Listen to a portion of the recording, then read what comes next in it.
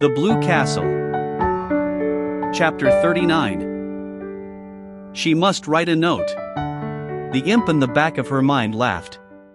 In every story she had ever read, when a runaway wife decamped from home, she left a note, generally on the pincushion. It was not a very original idea. But one had to leave something intelligible. What was there to do but write a note? She looked vaguely about her for something to write with. Ink? There was none. Valancy had never written anything since she had come to the Blue Castle, save memoranda of household necessaries for Barney. A pencil sufficed for them, but now the pencil was not to be found. Valancy absently crossed to the door of Bluebeard's chamber and tried it. She vaguely expected to find it locked, but it opened unresistingly. She had never tried it before, and did not know whether Barney habitually kept it locked or not. If he did, he must have been badly upset to leave it unlocked. She did not realize that she was doing something he had told her not to do.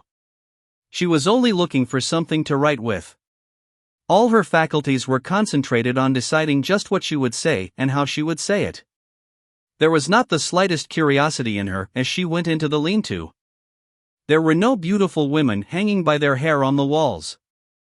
It seemed a very harmless apartment, with a commonplace little sheet iron stove in the middle of it, its pipe sticking out through the roof. At one end was a table or counter crowded with odd-looking utensils. Used no doubt by Barney in his smelly operations. Chemical experiments, probably, she reflected dully. At the other end was a big writing desk and swivel chair. The side walls were lined with books. Valancy went blindly to the desk. There she stood motionless for a few minutes, looking down at something that lay on it. A bundle of galley proofs. The page on top bore the title Wild Honey, and under the title were the words, by John Foster.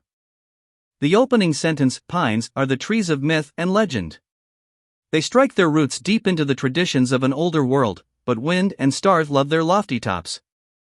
What music when old Aeolus draws his bow across the branches of the pines, she had heard Barney say that one day when they walked under them. So Barney was John Foster. Valancy was not excited. She had absorbed all the shocks and sensations that she could compass for one day. This affected her neither one way nor the other.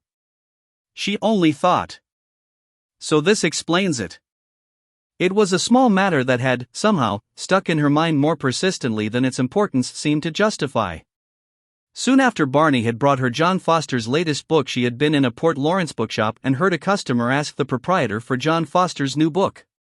The proprietor had said curtly, "Not out yet. Won't be out till next week."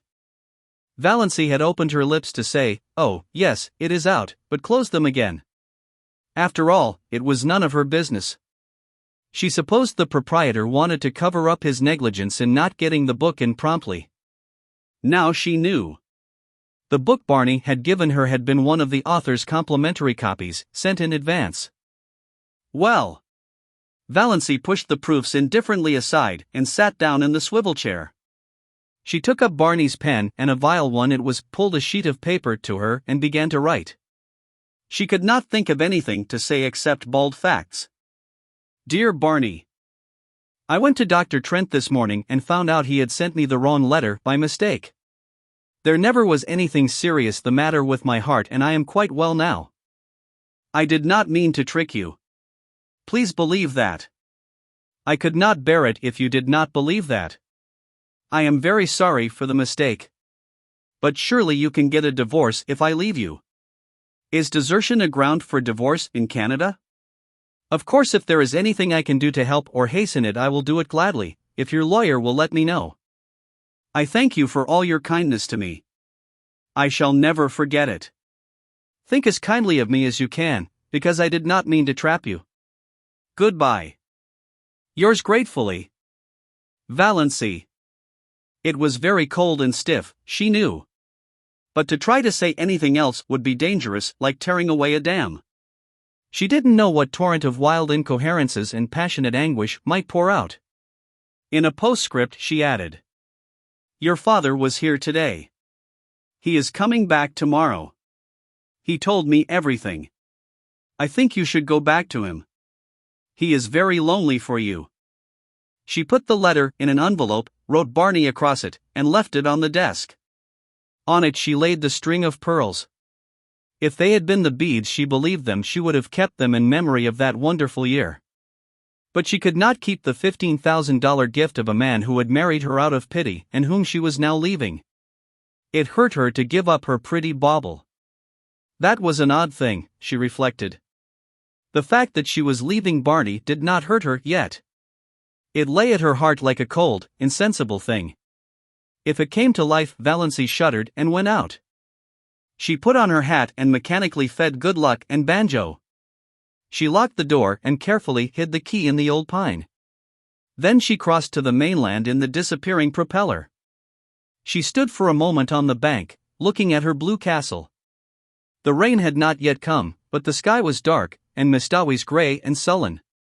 The little house under the pines looked very pathetic, a casket rifled of its jewels, a lamp with its flame blown out. I shall never again hear the wind crying over Mistawi's at night, thought Valancy. This hurt her, too. She could have laughed to think that such a trifle could hurt her at such a time.